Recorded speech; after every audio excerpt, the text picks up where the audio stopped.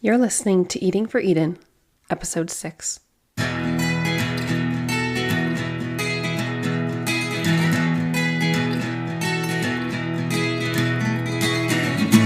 it comes to doing something about climate change, your food choices matter. Thanks for tuning in to Eating for Eden, a podcast that takes a food-first approach to climate action. I'm your host, Jessica J. Schroeder, and I am passionate about food that tastes good and does good. I'll guide you with practical tips and help you thoroughly enjoy your food along the way.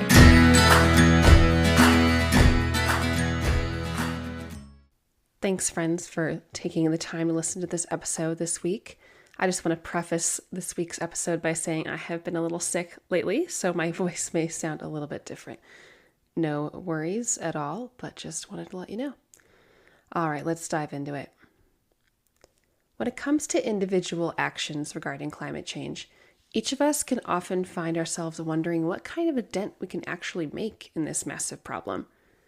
When choosing to eat this over that, when using reusable produce bags, when bringing a stainless steel straw to a restaurant, we may ask ourselves, does this really make a difference? Do my little actions matter at all? And we probably feel it all the more when our attention is brought to the waste produced by big business or the lack of action taken by large companies that have more opportunity to make a dent in lessening global emissions. And it's not only big business that can cause discouragement. Looking around at other individuals can make our own actions feel meaningless as well. When you feel like 1 in the 1,000 who is taking the effort to go out of your way for one small action, you can start to wonder why you even bother. What does it matter if I refuse a plastic straw when 90% of the people here are using one? What does it matter if I compost in my backyard when most of my neighbors produce 10 times as much landfill trash as I do? When we come to realize how little others do in comparison to the efforts we attempt to make, it can leave us feeling like there's no point in even trying. But that's simply not true. Please hear this. It's simply not true. There is a point to your actions, and they do make a difference. Why?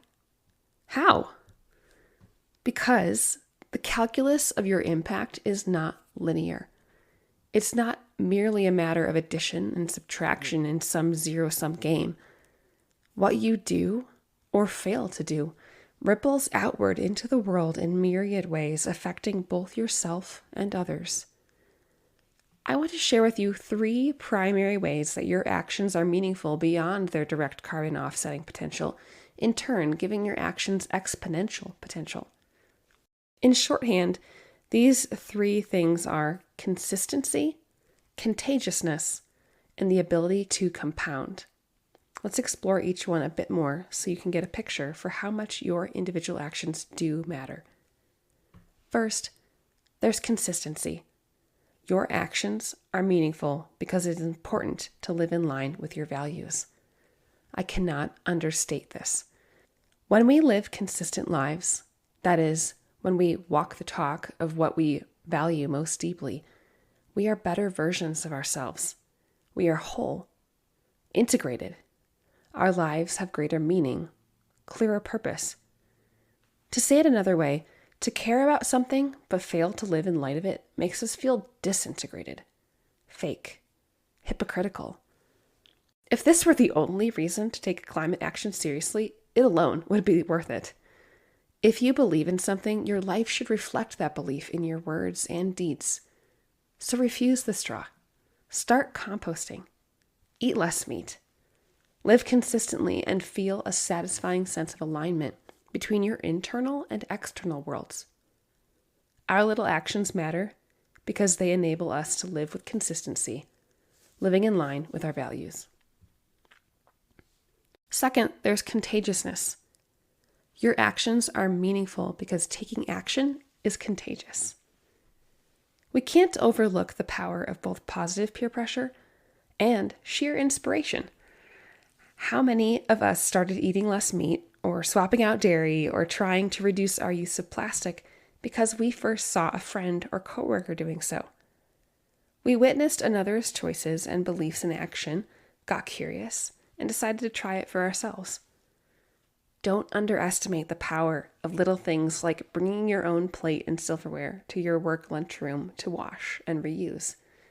Don't overlook the power of ordering oat milk in your latte and talking with your friend about how tasty it is. We all start somewhere, right?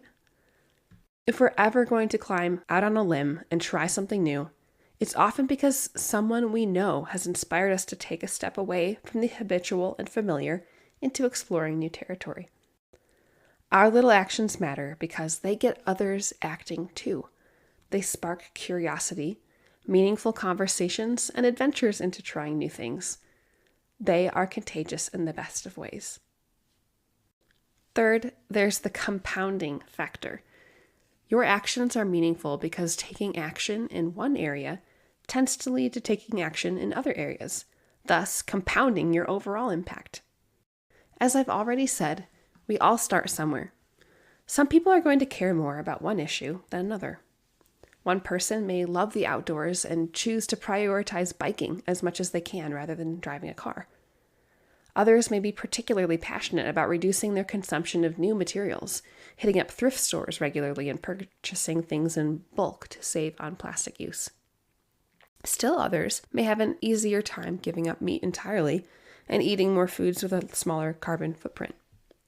The point is, we can't adopt all of these practices at the same time and do them all equally well.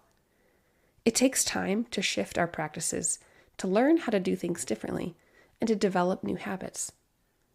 But it is often the case that once something has become a regular habit for us, we're ready to get started on something else, adding in additional habits. As you figure out where to direct your energy, I advise beginning on the path of least resistance. This could be what is logistically the easiest to implement, or it could be what offers the least resistance personally due to what you care about. As you consider what that might be, consider questions like, what inspires you? What makes you angry? What do you spend lots of time thinking about? What do you most wish was different? Start there.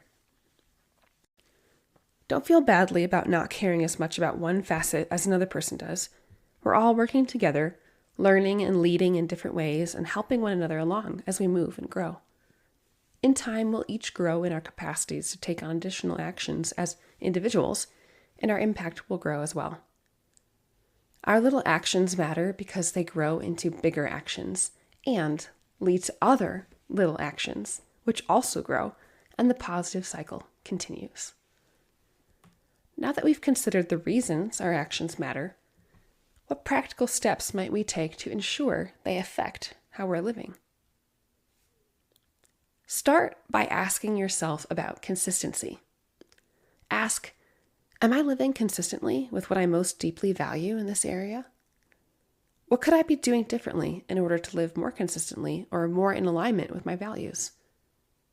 You may even need to start by asking yourself what it is that you value before you can assess if you're living in line with those values.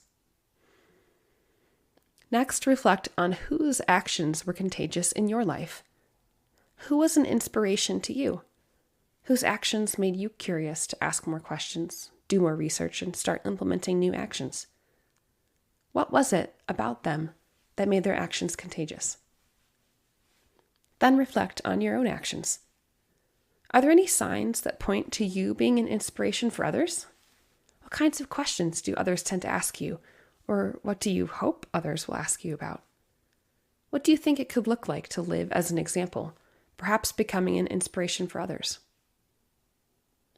Finally, start somewhere and move forward. Choose and act. Pick something to focus on and take steps toward developing healthy habits in that area. Watch and see how these habits impact your life and the lives of those around you. Also notice what additional things you begin paying attention to. What do you think the next area of attention will be for you? Where do you next want to invest more time to make an impact?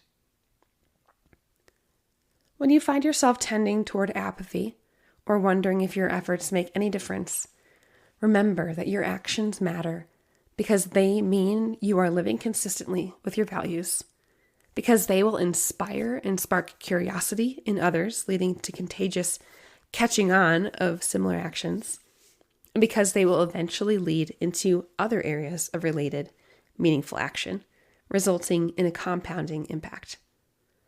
We might call our little actions atomic. They start small, but their net effect can be massive. Take heart, dear friends. Your individual actions do matter.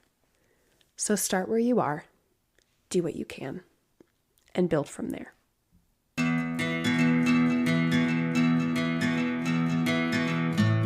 Thanks for listening to Eating for Eden.